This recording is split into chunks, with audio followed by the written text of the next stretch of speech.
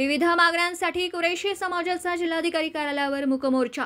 जनावरांच्या वाहतुकीदरम्यान मारहाण करणाऱ्या कारवाई करण्याची मागणी। जनावरांच्या वाहतुकीदरम्यान मारहाण करणाऱ्यांवर कारवाई करण्याची मागणी। जनावरांची वाहतूक करत असताना हिंदुत्ववादी संघटनेकडून गोवंश हत्याबंदी कायद्याच्या नावाखाली मारहाण केली जाते। या घटनेचा निषेध करत अशा समाजकंटकांवर बंदी घालण्यात यावी, कठोर कारवाई करण्यात यावी यासाठी गेल्या काही दिवसांपासून कुरैशी समाजाने जनावरांच्या खरेदी विक्रीवर बहिष्कार टाकला। यामुळे कोट्यावधी रुपयांची उलाढाल थांबली असून पशुपालक शेतकरी देखील अडचणीत आलेत। त्याचबरोबर गेल्या आठवड्यात खामगाव शहरामध्ये गाय चोरीच्या संशयावरून एका दलित तरुणाला मारहाण केल्याची घटना घडली होती। त्या आरोपीवर देखील कठोर कारवाई करण्यात यावी यासह विविध मागण्यांसाठी आज बुलढाणा जिल्हाधिकारी कार्यालयावर कुरैशी समाजाच्या वतीने मूक मोर्चा काढण्यात आला। या मोर्चामध्ये मोठ्या प्रमाणात समाज बांधव सहभागी झाले होते। जोपर्यंत मागण्या मंजूर होत नाही तोपर्यंत जनावरांची खरेदी विक्री करणार असल्याचं पवित्रा कुरैशी समाजाने घेतलं। आज शेतकरी आणि कुरैशी समाजाचा एक हा मोर्चा काढण्यात आला होता।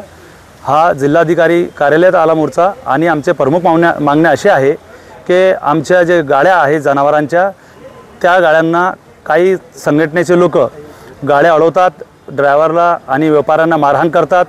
हे खूप मोठा त्रास आहे आम्हाला आणि आम्ही लीगल हे जे आहे आमचा व्यवसाय लीगल आहे, काही इल्लीगल नाही आहे।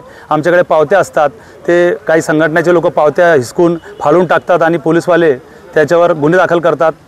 आणि हा जो व्यवसाय आहे याच्यात जे गौवंश हत्या कायदा लागू करण्यात आलेला आहे ते आम्ही मान्य करते। गौ माता आहे आणि आम्ही हे हिंदू धर्मांचा आदर करतो। गायवर बंदी असलीच पाहिजे, पण जे जनावरं वयस्कर असतात, जे निकामी असतात, ते जनावर कापण्याची आम्हाला परवानगी मिळण्यात यावी। आज समस्त कुरैशी समाज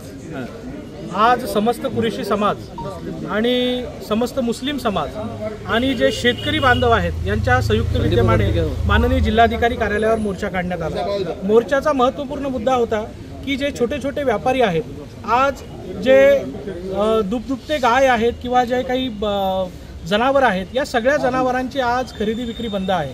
मुळात ही जी खरेदी विक्री बंद आहे त्यामुळे शेतकऱ्यांचं मोठ्या प्रमाणावर नुकसान होताना आज दिसतं आहे। त्याचबरोबर दुसरा मुद्दा होता की रोहित पैठणकर नावाचा जो खामगावचा मुलगा आहे त्याच्यावर ज्या पद्धतीने गोहत्येच्या नावावर किंवा गाय चोरल्याच्या नावावर नामबेंची करण्यात आली, त्याला मारण्यात आलं, एवढं म्हणजे त्या इजा इथपर्यंत पोहोचल्या की त्याच्या नाकाचं हाड तोडण्यात आलं। त्या गुन्हेगारांना सुद्धा थांबवण्यात यावं।